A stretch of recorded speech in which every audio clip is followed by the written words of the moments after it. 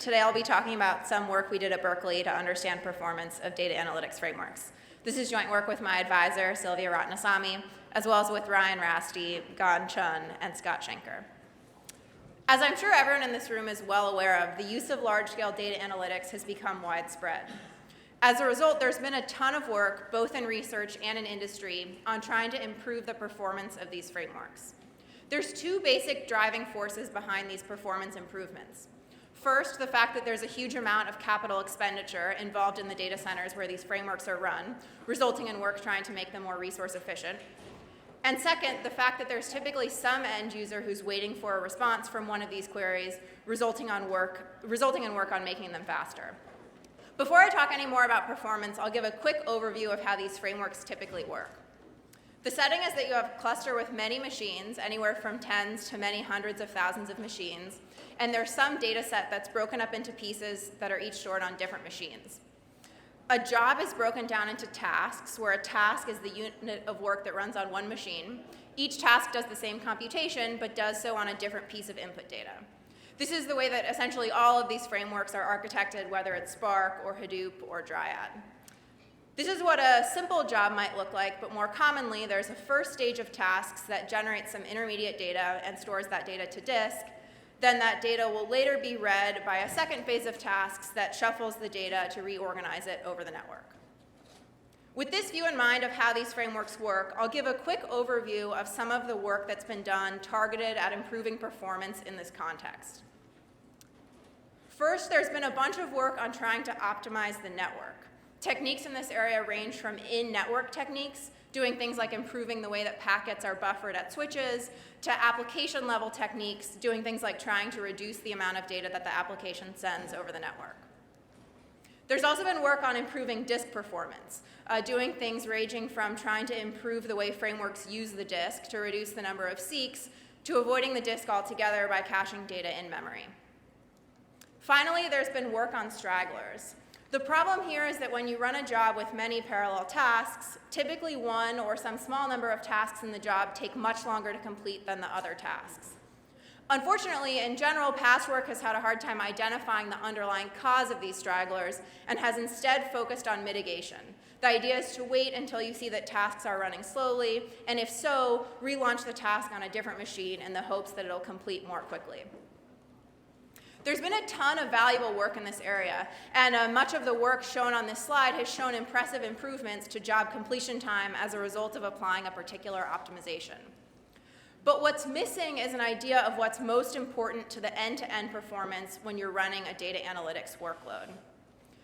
Instead of any kind of comprehensive performance study, what's emerged from all of this work is a set of commonly accepted mantras. These have emerged more from the improvements people have shown from applying a particular optimization rather than from any kind of end-to-end study.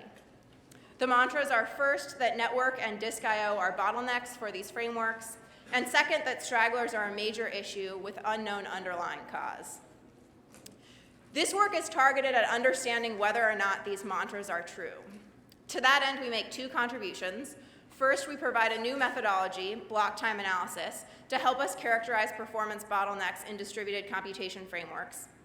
And second, we study 3 workloads to understand whether the mantras hold on those workloads. Based on studying these workloads, we find first that network optimizations are essentially irrelevant to end-to-end job completion time, that optimizing the network can lead to at most a 2% reduction in the completion time of jobs. Second, we find that CPU and not disk I/O is typically the bottleneck. And finally, we find that many straggler causes can be identified and fixed. You'll notice that these takeaways are significantly different than the mantras I mentioned in an earlier slide. Before I proceed with this talk, I want to take a moment to talk about what this work is not. We're not arguing that these takeaways will be true for every single data analytics workload, and similarly, we're not arguing that these takeaways will be true for all time as frameworks change. Instead, the point of this work is to point out that the accepted mantras are often not true today, and to provide a methodology to help us avoid performance misunderstandings in the future. In the remainder of this talk, I'll start by presenting a methodology for how to identify and characterize performance bottlenecks. Next, I'll discuss the workloads that we use to evaluate performance and present the results of using block time analysis to understand those workloads. And finally, I'll take a deep dive into a subset of our results to understand why they differ from prior work. So first, I'll begin by talking about the methodology. We began with a simple question. When you're running one of these analytics jobs, what's the bottleneck? Unfortunately, this question doesn't have a simple answer.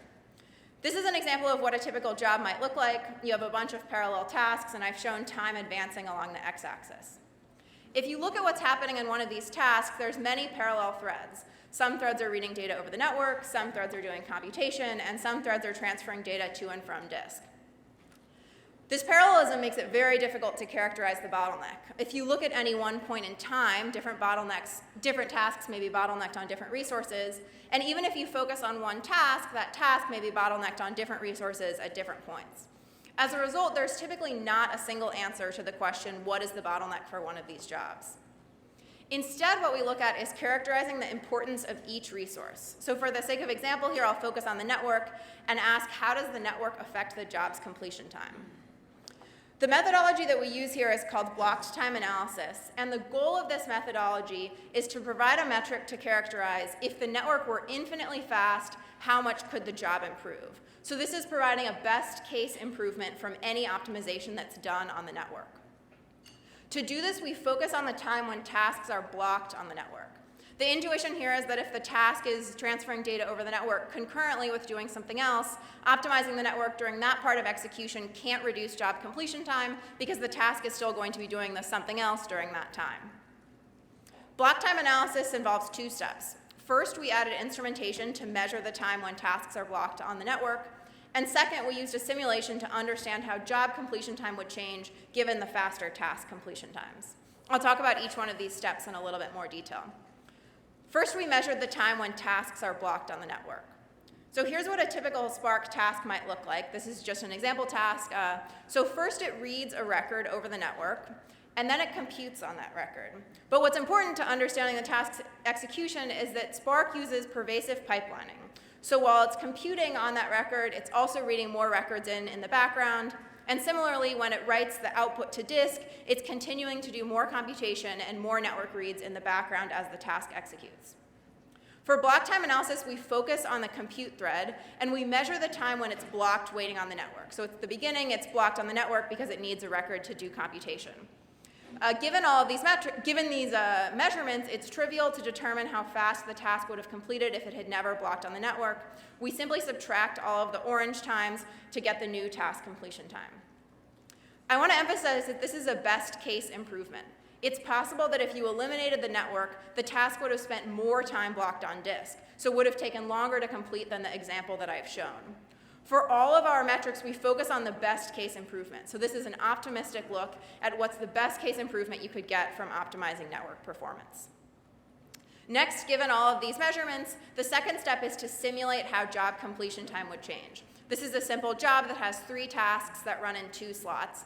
And using the methodology I described on the previous slide, we have measurements for how long each task spends blocked on the network. You might be thinking that it's also trivial now to determine the job's completion time. We could just subtract all of these orange times for each slot to find when the job would have completed. The problem is that doing this doesn't account for the way that the scheduler works. In fact, if the network's time had been eliminated, task 1 completed so much faster that task 2 would have run in a different slot. So this is how we simulate the job's completion time, and accounting for these kind of metrics we found made a big difference in seeing this best case possible improvement.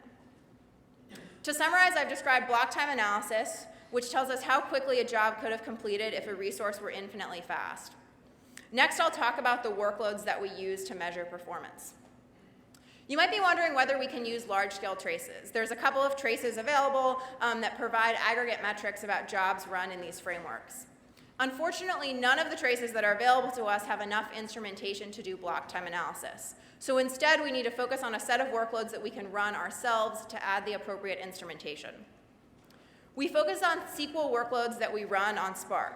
First, a TBCDS workload. TBCDS is a workload that was developed to try and model what typical use of an analytics framework looks like. In this talk, I'll talk about running that workload on 20 machines. We've also run it on larger clusters of 60 and 200 machines, and I won't talk about those results further today. We also ran a big data benchmark. This was a workload that was developed at Berkeley to try and understand performance of analytics frameworks. And finally, we were able to instrument a production workload running at Databricks. For each of these workloads, we ran 2 versions, one version that stored input and output data in memory, and a second version that stored input and output data on disk. Before I present the results, I want to point out 3 limitations here. First, the fact that we focus on a single framework. Second, the fact that we looked at only 3 workloads. And finally, the fact that we looked at relatively modest cluster sizes. I'll return to these limitations at the end of the talk to argue that they're not fatal to our takeaways. Next, I'll present the results of running block time analysis on these workloads. The first thing that we looked at is how much faster jobs could get as a result of optimizing network performance. What you're looking at here to focus on one of the workloads is a box and whiskers plot. So the middle is the median, and then the whiskers represent the 5th and 95th percentiles. What this result is telling us is for this big data benchmark workload, the median improvement you could get from eliminating all time blocked on the network is 2%, and at the 95th percentile, the improvement is 10%. Looking more broadly across all of these workloads, they all have very modest improvements from eliminating the network. The best case median improvement across all of the workloads is at most 2% from eliminating time blocked on the network. Here's that same metric, except that instead we eliminated all time spent blocked on disk.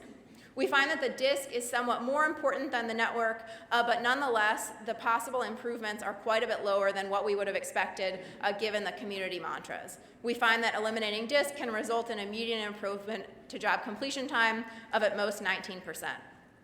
I want to mention one thing here. The reason you're seeing a distribution here is because each workload has a bunch of different jobs, and the different jobs in the workload are affected differently by the disk or by the network. Now, you may be wondering how important the CPU is. Unfortunately, we can't do block time analysis on CPU because it's very difficult to understand when a task is blocked on CPU. The OS, for example, may be doing a bunch of I/O in the background. So instead, to understand the impact of CPU, we look at these utilization metrics. This graph is showing the utilization of the network, the disk, and the CPU for each of the workloads we ran.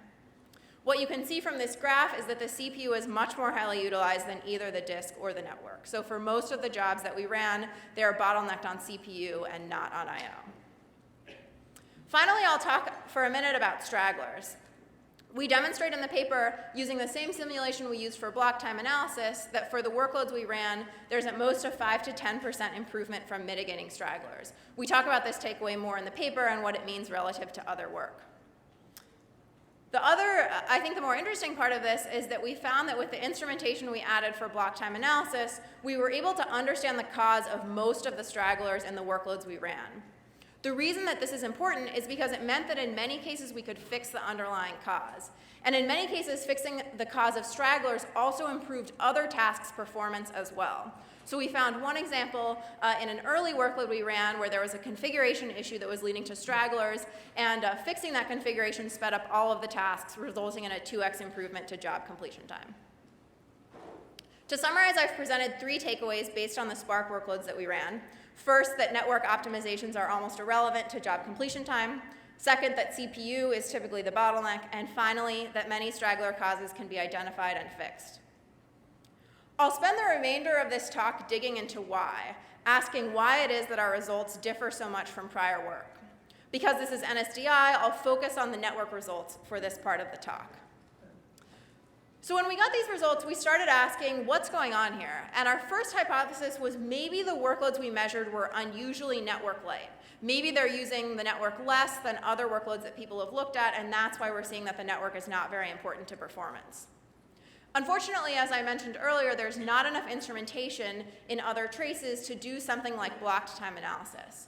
So we started asking, are there any metrics that we can use to understand how the network demands of our workload compare to the large-scale traces that were used to motivate prior work?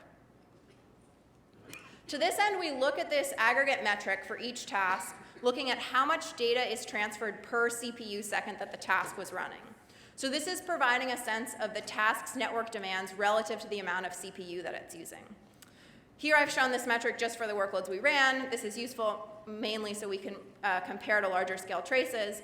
On the right-hand side, this is that same metric for a Facebook trace that was collected from one of Facebook's Hadoop clusters with many thousands of machines. What you can see here is that the Facebook workload, if anything, sends less data over the network per CPU second. So if anything, it uses the network less than the workloads we ran. This doesn't support the conclusion that our workloads are network light. We looked at the same metric for traces from Microsoft and Google. For these traces, there's much less information available. There's only aggregate information about all of the jobs, but nonetheless, the average data transferred over the network is on par with the workloads we ran. It doesn't give us reason to believe that our workloads were network light. So I started with this question of why our results differ from prior work, and we rejected this hypothesis that maybe our workloads are network light. Instead, we found two reasons we could quantify why prior work came to different conclusions. First, the fact that prior work used incomplete metrics, and second, that it conflated CPU and network time. First, I'll talk about the incomplete metrics. This is what a typical simple map-reduce job might look like. There's map tasks that read input data, then there's a shuffle, and then there's reduce tasks that write the output data. If you look at when the network is used here, it's used at 2 points. First, to shuffle the intermediate data between the map and reduce phases, and second, to replicate the output data. A lot of the work that looks at network performance focuses only on one of the network phases, for example, looking only at the time spent shuffling data. So we ask how realistic this is by looking at how much data is shuffled or how much data is output relative to the amount of input data. This graph is showing the ratio, and what you can see is that in the best case, the shuffled data for the workloads we ran is only about 1/3 of the input data, and there's even less output data. In other words, it's not realistic to look only at the shuffle because it ignores all of the time spent processing the much larger amount of input data. It's also not realistic to look at workloads where all of the input is shuffled, in other words, where this ratio is 1 or more. This is a pervasive problem with a lot of the existing work that uses Hadoop as an example of workloads that are very throughput heavy.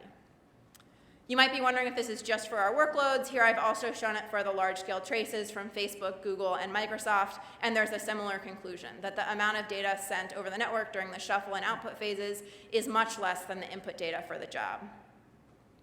The second issue with prior work is that it often conflates CPU and network time. In this graph, what you're looking at is the reduction in job completion time from optimizing the network, focusing on 2 workloads that are traditionally considered to be very network heavy, a sort workload and a PageRank workload run using GraphX. The improvement from optimizing the network here is very low because sending data over the network involves 2 steps. First, the data needs to be serialized from a Java object into a series of bytes, and then the bytes need to be actually sent over the network. These 2 things are often conflated. This is why, for example, the GraphX work showed significant improvements from reducing the data sent over the network because they reduced both of these things. They reduced not just the time to send data over the network, but also the time to serialize the data, which is CPU time. The final question that we were wondering here is, when does the network matter? These are 2 workloads where we thought the network would be important, and it wasn't. We did find one workload where the network is very important. This is a machine learning workload that solves a least squared fit. Each task in this workload does a matrix multiplication using a compiled native library.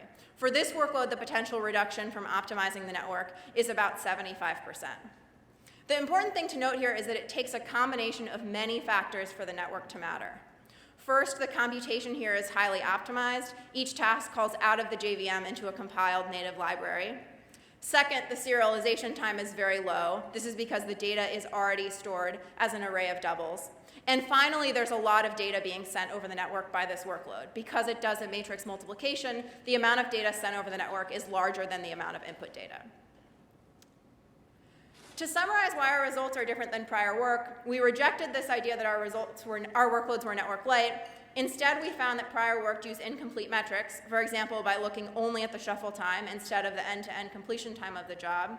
And second, that prior work often conflated CPU and network time, that sending data over the network has a high associated CPU cost.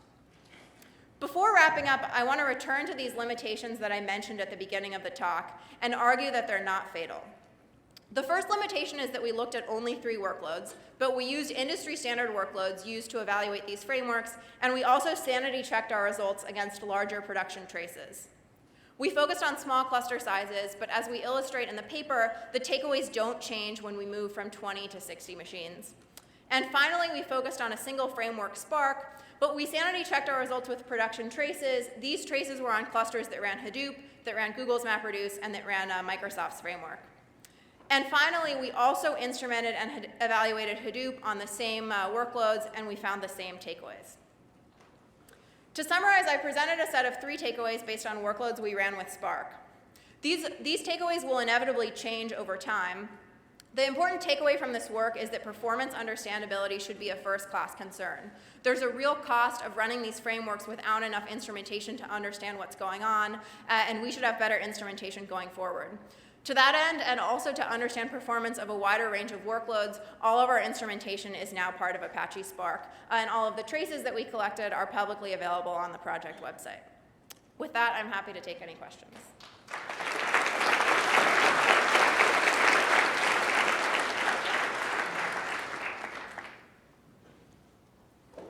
Hi, very interesting work. So have you considered streaming jobs? I think streaming jobs, I think the workload and the network communication will be a lot different from these, very data parallel, kind of data-heavy, analytics-heavy kind of jobs, right? So we haven't looked in particular at streaming workloads. At a high level, many of the streaming workloads do the same underlying computation, at least with Spark, as these other analytics workloads, but that would be something that's interesting to look at. So thanks. Alex Noren from UCSD. So I really appreciated this work, and we at UCSD obviously took quite some interest in it. And so I actually have a question. You have a CDF in the paper, which I found incredibly enlightening, which you don't have in your talk. But basically, it's where you looked at the performance of Spark versus the non-compressed without the serialization overheads. And while you can never compare points across CDFs, I will do it anyway and say, let's call that a 2x difference between the compressed serialized and the decompressed deserialized.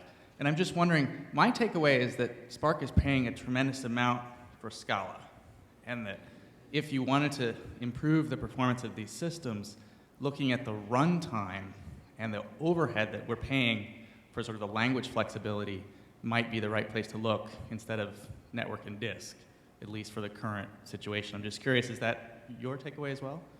Yeah, I think that's absolutely right, that there's a high cost of serialization, and that's exactly why for the GraphX workload, for example, there was still a low improvement from eliminating the network. And as a result of this work that we've done, the latest big initiative from the Spark community is on doing exactly that. This is a blog post from Databricks, which is the sort of main company behind the Spark project, and they just announced an initiative to start looking at reducing the serialization costs based on our work. Hello, I'm Malte Schwarzkopf from Cambridge. So your industry workloads are kind of aggregates of usually SQL queries that do various different things.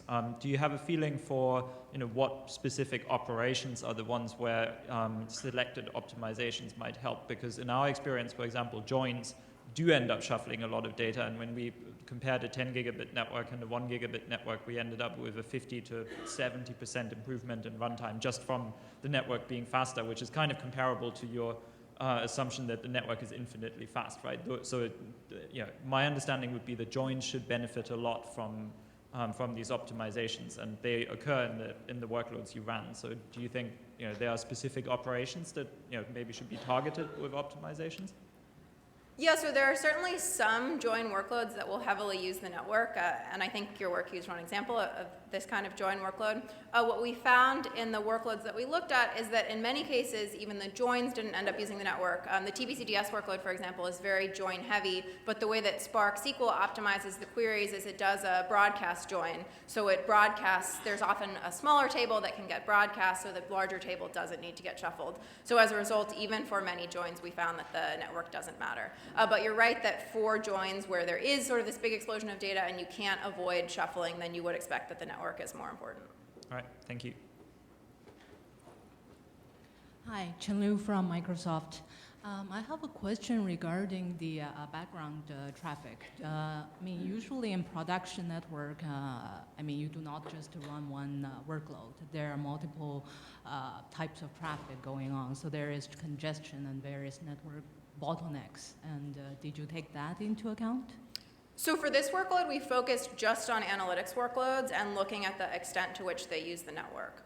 In a lot of past work that has looked at a sort of throughput-heavy traffic versus high-priority traffic, they use analytics workloads as the example of background traffic. So I think one takeaway from this work is that it would be great from folks who have production clusters to get a sense of what these background workloads actually are, because this work suggests that using Hadoop as an example of the high-throughput background traffic is not representative. Okay, thanks.